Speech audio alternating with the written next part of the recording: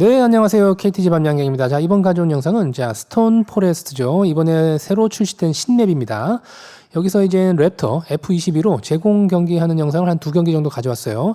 아무래도 새로 출시된 맵이기 때문에 뭐 맵 구석구석 뭐 정확히 어떤 구조가 되는지를 다 알지 못하는 경우도 있고, 뭐 팀 데스매치나 제공이나 어떤 전술을 쓰는 것이 좀 효율적인가, 어떤 기체를 고르는 것이 좀 더 효율적일까, 이런 것들이 아직 좀 명확하지 않고 헷갈리는 면도 있을 것 같아요. 그래서 이번 경기는 이제 그런 것들을 한번 참고 삼아서 랩터를 타면 이런 식으로 플레이가 가능했구나, 이런 것들을 한 참고하는 정도로 한번 봐주시면 좋겠습니다. 자, 첫 번째 경기 영상으로 가보겠습니다. 자, 저희 팀은 이제 KTG 편대 5명으로 구성되어 있고, 자, F16, 미라지 M3, F1, 자, 경량기 2대, 그 다음에 랩터 펠런, 자, 스텔스 2대로 구성되어 있고요. 상당히 빠르고 기동성 좋은 기체로 구성되어 있죠. 상대 팀에는 이제 중국 영공 3분 외에 그 외 편대에 2분이 계시는데, 수25, 수22, 공격기 2대, 수27, 수35, 중량기 2대, 드라켄이 있네요. 일단은 아무래도 이제 이쪽은 기동성이 좀 우수하고 이쪽은 좀 묵직하고 좀 한방 공격력이 있는 기체로 구성이 되어 있는데, 자, 어떤 게 유리할지 모르겠어요. 일단 스톤 포레스트는 상당히 맵이 넓습니다. 그래서 좀 느린 기체들은 좀 한번 죽고 나서 리스폰에 다시 가려면 좀 힘들지 않나, 이런 생각도 있어요. 일단은 이제 우선 자, 랩터를 타고 자, B를 우선 공격합니다. B 주변에는 이런 돌산들 상당히 지형지으로 복잡한데, 이 랩터가 선의 속도는 빠르지만 선의 반경이 아주 좁지 않거든요. 그래서 이 구석구석을 이 랩터로 잘 돌아갈 수 있는가, 이런 것들이 아직은 좀 의문이 있는 경우도 있어요.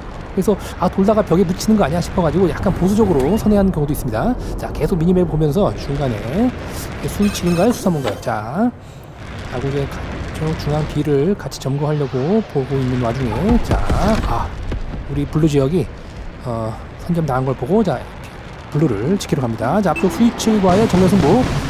자, 서로 이 방해 신호탄을 좀 적절한 타이밍에 쓰면서 서로 살아나갔어요. 저런 경우에 이제 방해 신호탄이 없으면 이제 기총에 맞아 죽을 수 있습니다. 자, 계속 여기서 이쪽으로 지금 안쪽으로 지금 뚫고 들어가야 되나 싶다가, 이게 지금 선회를 못할 것 같아서 바깥쪽으로 좀 도는 장면이죠.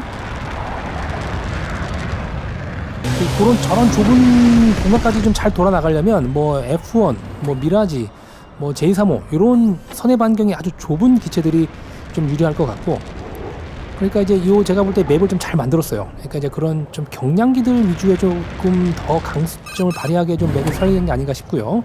자, 일단은 제가 보급을 먹어야 되는데 상대 아군 적진영 보급을 먹으러 가는 좀 엽기적인 전략을 취하고 있어요. 근데 그렇게 한 이유는 일단 이 거점 2개가 제가 확보가 돼 있었고, 스텔스이기 때문에 뭐 미사일을 견제 공격을 받지 않을 거라는 생각도 것도 있고, 만약에 저를 이렇게 격추하려고 헤드를 기수 방향 틀면 좀 유인작전을 하는 거죠. 거점을 먹으러 가지 않고 나한테 꼬리가 붙으면 그것도 이제 제공에서 하나의 전략이 되는 겁니다. 저 미사일을 좀 벽에 붙어서 피하려고 하다가 벽에 살짝 격추 당했고요. 자, 아까 이제 여기서 중앙 교전에서 이제 거점을 먹기 위한 싸움이 있는데, 자, 방금도 그 좁은 안쪽으로 피치고 들어가서 코너를 돌 수 있는가 하다가 약간 이쪽으로 돌 수 있는가 하다가 안 될 것 같아서 위쪽으로 좀 돌아 나가는 거예요. 조금 불안합니다. 이 랩터의 선의 반경이 그렇게 아주 좁지 않거든요.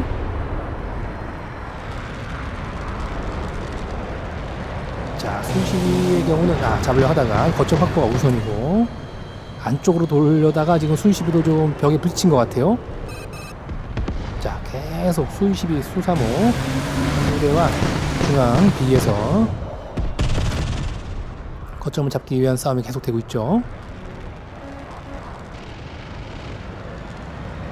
자, 뒤를 잡았습니다. 그래서 이 맵이 상당히 지금까지 있던 맵들보다는 상당히 역동적인 플레이들, 여기서 이제 선의 싸움, 이 돌산들을 끼고 돌아 나가면서 가는 선의 싸움.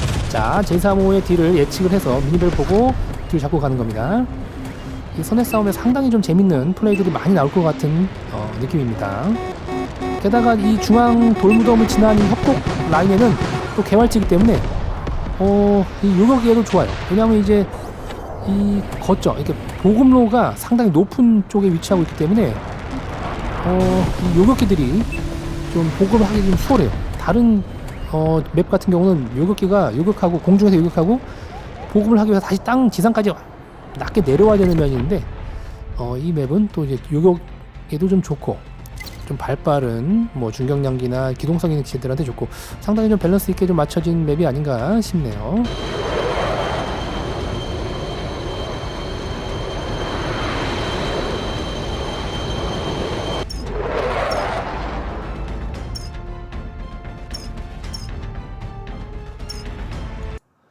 자, 이렇게 해서 첫 번째 경기를 마치고 두 번째 경기로 한번 가보도록 하겠습니다. 자, 두 번째 경기로 가보겠습니다. 자, 저희 팀은 이제 기체 변동이 좀 있는 것 같죠? 레드스카프님께서 수25를 타셨고, 나머지 기체는 좀 동일한 것 같습니다. 자, 이에 대하는 상대팀으로는, 자, MIT 대만제조, 자, 대만 편대인 것 같아요. 자, 보면 요격기 한 대도 있고, 수25 지하사의 공격기 두 대가 있습니다. 자, 어떤 경기가 될지 한번 가보도록 하시죠. 자, 수25 같은 경우도 선의 반경이 상당히 좁기 때문에 이 돌산들이 질비에 있는 B에서 상당히 유리한 강점을 가질 수 있거든요. 다만 문제는 속도가 느리기 때문에 리스폰에서 B 지역까지 가는데 시간이 걸립니다. 그래서 이 수25를 타실 때는 최대한 좁지 않아야 돼요. 격추당하지 않도록 신경 쓰시면서 플레이하면 상당히 B 스폿에서 플레이를 또 상당히 좋을 것 같아요. 자, 방금 제규한테 미사일 날리면서 제가 봤던 거는 헤드를 나한테 계속 보느냐를 봤는데 빠른 신호탄을 장착하고 있어서 미사일이 격추는 못하겠지만 제규가 저한테 헤드를 돌리는 순간 저는 이제 바로 이제 회피를 해서 도망가고 있습니다. 자, 앞쪽에 F14가 저를 보고 있는데 굳이 무리하게 헤드온에서 승부를 불릴 필요가 없습니다. 이 제공에서 뭐 상대 적기 하나 격추한다고 이기는 게 아니라 계속 이제 거점을 확보해야 되기 때문에 이 블루 거점이 적한테 넘어가 있는 상황이기 때문에 무리하게 적기와 교전해서 죽을 필요는 없어요. 자, 이렇게 F14 요격기가 이 거점 확보에 동원돼야 되는 사실이 조금 미스 매치예요. 제공에서 요격기가 뭐 꼭 필요 없는 건 아닙니다. 공중에서 거점으로 이동하는 적기들 미리미리 컷해주는 역할을 좀 해야 하는 게 좋은데 이렇게 뭐 선회전이 끼어들면서 이렇게 플레이를 하게 되면 상당히 불리하죠. 지금도 아까처럼 이 적 거점 복을 먹게 되는데 사실 이게 이렇게 가는 이유가 거점 먹을 때가 좀 마땅치가 않아요. 그래서 거점을 먹으러 갔을 때 적기가 나한테 기술 돌리면 이제 그걸 맞춰서 또 회피하면서 적들이 이제 거점을 막지 못하게 조금 이렇게 어그로를 끄는 역할도 할 수 있었을 것 같고, 자, 이쪽에 제거를 거쳤는데 앞쪽에 수25가 다가오는 걸 보고 바로 이제 회피 기동을 합니다. 자, 우리 팀의 F1이 수25를 잘 잡아줬고요. 자, 다시 이제 F14가 자, 블루 거점을 먹으러 가네요. 상대 팀에서는 이게 레드인데 뭐 F16이라든가 다른 좀 발빠른 기체가 좀 오는 게 더 낫지 않았을까 이런 생각도 좀 있어요. 자, 이 레트와의 이 선회전에서는 어쩔 수 없습니다. 저 F14는 F14가 이제 뭐 적외선 미사일로 4발 가지고 있고 생각보다 날개를 폈을 때 선의 반경이라든가 이런 게 뭐 선회전가 나쁜 면은 아닌데 이 랩터라든가 이렇게 아주 기동성이 좋은 기체와 경합을 벌이게 되면 상당히 불리한 건 사실입니다. 자, 이번에도 자, 앞쪽에 있는 기체들의 뒤를 잡았어요. 이게 적진영에서 뒤를 잡았는데 저 기체들이 나를 잡으려고 헤드를 틀어도 땡큐고요. 그렇지 않고 앞으로 가도 땡깁니다. 자, 뒤쪽에 자, 제기호가 한 대 붙었어요. 자, 앞쪽을 추격하는 기체 추격을 멈추고 자, 회피 기동을 좀 하고 있고요. 자, 점수차는 이제 상당히 많이 벌어지고 있죠.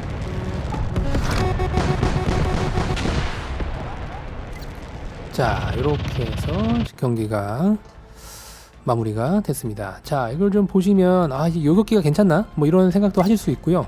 이게 보면 이제 스톤 포레스트에서 팀 데스매치에서는 또 요격기가 괜찮더라고요. 마이트 드래곤도 괜찮고.